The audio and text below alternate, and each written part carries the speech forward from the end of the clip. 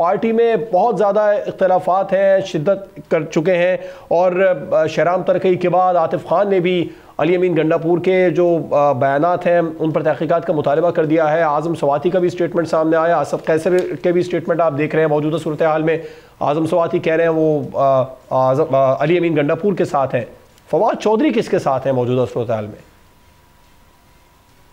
देखिए, पहली बात तो यह है कि जो तहरीके इंसाफ का जो काडर था वो तो 9 मई के बाद 9 मई और 1 जून के दरमियान जो है उसको तोड़ दिया गया था, जब हम जैसे लोगों को ठुड्डे मुक्के मार के निकाल दिया गया पार्टियों से।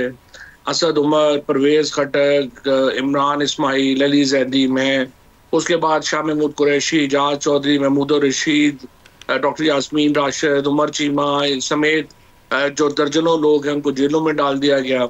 उसके बाद जो लोग बाहर भी रहे जैसे हमाद अजहर हैं या बाकी लोग हैं, उनको जो है वो आपने देखा कि उनको मियां असलम इकबाल हैं, उन लोगों को जो है वो भागने पे मजबूर कर दिया गया।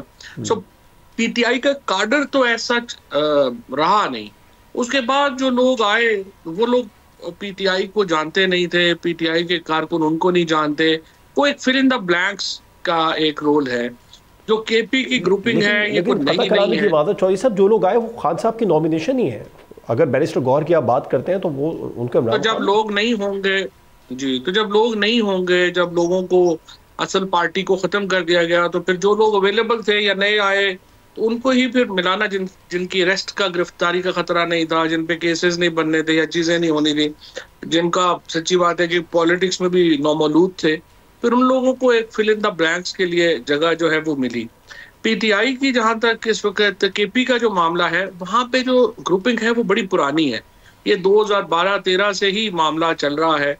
जब इमरान खान बाहर होते हैं तो वो ये ग्रुपिंग ज़ाहिर है एक हद से ऊपर नजर नहीं आती, जब वो नहीं है तो उसकी वजह से ये ग्रुपिंग ज्यादा वाज़ेह नजर आ रही है। लेकिन ये ग्रुपिंग परवेज खट्टक साहब के दौर में भी थी, ये महमूद खान के दौर में भी थी, और ये अब भी वही ग्रुपिंग है जो चली आ रही। लेकिन अब तो चौधरी साहब बहुत ज़्यादा ग्रुपिंग हो गई है। अब तो ऐसा लग रहा है कि एक और फॉरवर्ड ब्लॉक अनकरीब बनने को है। एक 9 अप्रैल 2022 को बना था, जिसमें हमने देखा था कि 20 रहनुमा थे, अलग हो गए थे। इस बार भी कुछ ऐसा इम्कान नज़र आ रहा है आपको? उन 20 रहनुमाओं का कोई नाम भी आप सुनते हैं कि वो किधर है? देखिए, फॉरवर्ड ब्लॉक की कोई हैसियत और अहमियत नहीं है। उसकी वजह यह है कि पीटीआई का इस वक्त जो फ्रेमवर्क है, जो इस वक्त जो आप समझिए कि जो पीटीआई जिसके इर्द गिर्द है वो इमरान खान है, बाकी किसी की कोई हैसियत अहमियत उस तरह से है नहीं, जिसकी वजह से जब फॉरवर्ड ब्लॉक ग्रुप बनते हैं, जैसे नून लीग में अगर फॉरवर्ड ब्लॉक ग्रुप बने या पीपल्स पार्टी में बने, तो वो शख्सियात मैटर करती हैं इन पार्टीज में। लेकिन चूंकि पीटीआई के अंदर शख्सियात मैटर नहीं करती, तो ये लोग हो ना हो, आज इमरान खान इनको फारिग कर दें तो देखें ना, ये सब लोग तो बिल्कुल फारिग हो गए। सो पीटीआई को क्या फर्क पड़ेगा फॉरवर्ड ब्लॉक से? हाँ, जो तकसीम का तासुर है मेरे नज़र में, असल देखिए, सलमान राजा की कोई हैसियत नहीं है, गौहर इम्पोर्टेंट नहीं है, शिबली फराज इम्पोर्टेंट नहीं है। जो असल तकसीम है वो है जो अलीमा खान और अली अमीन गंडापुर की हमें नजर आती है। ये वो दो इम्पोर्टेंट पोजीशंस हैं, दो इम्पोर्टेंट लोग हैं जिनके अंदर इख्तलाफात जो है वो पीटीआई को नुकसान पहुंचा रहे हैं।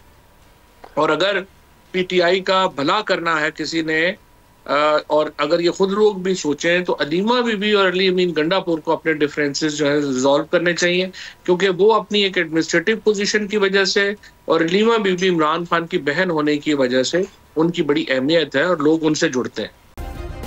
सब्सक्राइब करें और बेल दबाएं ताकि कोई खबर रह न जाए।